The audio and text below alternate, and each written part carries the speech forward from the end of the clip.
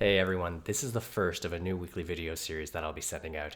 It's going out to all of the current Uvaro recruits, the graduates, as well as those who have already enrolled but whose classes haven't yet started. I have a lot of conversations with CEOs, heads of sales, and in these tumultuous times, I thought it would be useful to share some of the conversations I'm hearing as it might help those of you who are looking for new roles or considering what the landscape is like. These are some raw, unfiltered comments. I expect from week to week some of these will change. If you do have any questions about these, please feel free to email me, or even better, toss them in the Slack channel so that others can hear as well. But I thought I'd share a couple of thoughts that I've heard in conversations with sales leaders and CEOs over the last couple of weeks. The first is the view of the overall situation. One of the big things that I see as a prevalent theme is every CEO, every head of sales is talking about their business in a pre-COVID and post-COVID environment. And they're thinking about new metrics, new quotas, new directions. And so at surface level, at a first glance, that can sound worrisome. They're reevaluating their business, they're reevaluating their structure.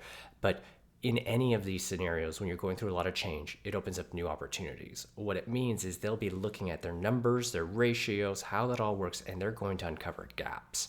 So as you're looking at opportunities and you're looking at themes, one of the big things to look for is what are some of the gaps those CEOs, heads of sales are saying, because they'll share those on LinkedIn, on Twitter, on Facebook, and those are good opportunities to find opportunities to fit into those gaps. Specifically, one of the questions I hear from recruits frequently is, what does this mean from a compensation perspective? And we are seeing two trends. Across the board, this isn't just sales, but across every role in tech, we are seeing a lowering of overall salaries.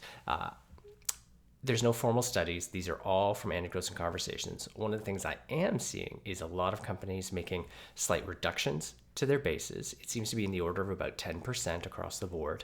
And so I do expect a lot of roles that might have previously been at a 60,000 base, now being closer to a 55 or 54,000 base. So we are seeing that.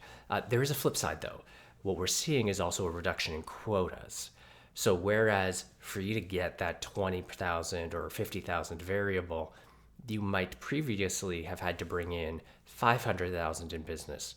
We're seeing some very aggressive reductions where they're expecting only to bring in 60, 50, sometimes 40% of that. So instead of a $500,000 quota, you could earn your variable on a $250,000 quota. So there's a little bit of a shift there. I think the right way to characterize it is as these businesses are trying to manage their risk, realign to the new environment, they're shifting a little bit from base compensation to incentive compensation. So if you're in an environment, or if you personally are comfortable with more incentive compensation, there's going to be a huge opportunity to increase your earnings as well. Now, these are specifically in tech. Other industries are seeing different types of headwinds and tailwinds, but on average in tech, these are some of the things that I'm seeing. The last thing that I'd really like to highlight is I'm hearing from a lot of sales leaders, a lot of CEOs, that there's a new blend of skills that they're looking for. I mean, remote selling, remote work is a pretty obvious one, so I won't stress that. But on the details, one of the big things that I'm hearing is an increased desire for people who are self-directed. Because people are working from home, they're looking for people who can work and flourish autonomously. And I think everyone that's going through Uvaro is going to build those skill sets. The second thing is someone who can iterate quickly.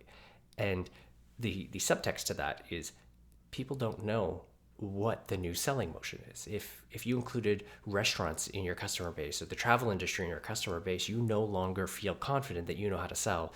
And so they're looking for professionals who can iterate quickly. So the work that we do in terms of the rapid exercises, kind of frequent touch base, those will all be valuable. If you're already out and in a role, please also make use of the chat conversations in your experiments, because you've got a whole community of people who can help you iterate. So that skill to iterate quickly is highly desirable right now. And the most important one I saved for last, because I hear it come up easily 3 or 4 times more frequently than any of those previous skills, and that's empathy.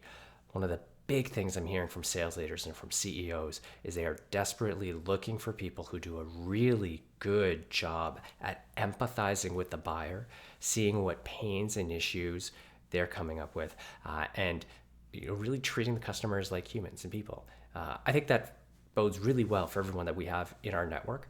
But to give you one specific example, I won't name the company, but it is a company that sells technology to restaurants.